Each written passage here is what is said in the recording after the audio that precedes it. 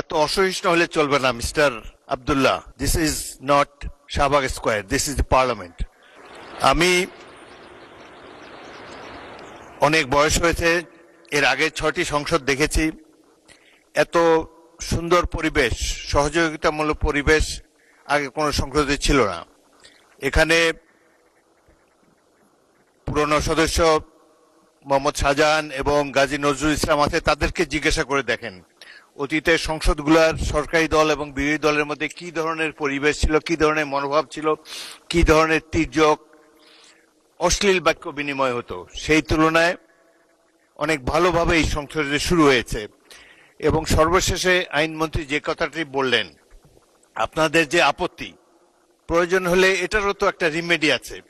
আমি মনে করি এই বিষয়টি নিয়ে এত অসহিষ্ণু হলে চলবে না mister Abdullah. This is not Shahbag square, this is the parliament. এখানে ধৈর্য ধরে অপেক্ষা করতে হবে, শুনতে হবে। আর মৌখিক কথাবার্তার স্কোপ খুবই কম। নোটিশ দিবেন, will adjudicate on the notices. এখন প্রশ্ন হলো, মাননীয় আইনমন্ত্রী যে কথাটি বলেছেন এটি পুনর্বিবেচনা করা যেতে পারে।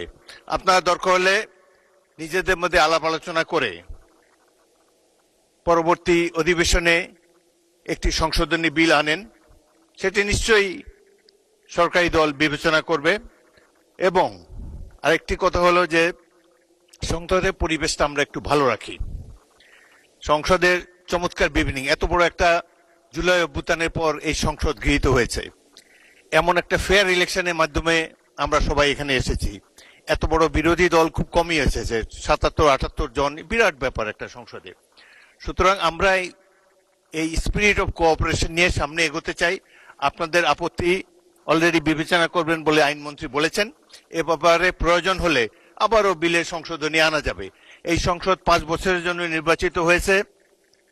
Let us beer with all this differences. আমরা সকল ধরনের অসুবিধা মতানৈক্য কমিয়ে আনতে পারি। গণতন্ত্রের সৌন্দর্যই হলো এই মতভিন্নতা, না হলে তো একটা দলই থাকতো দেশে।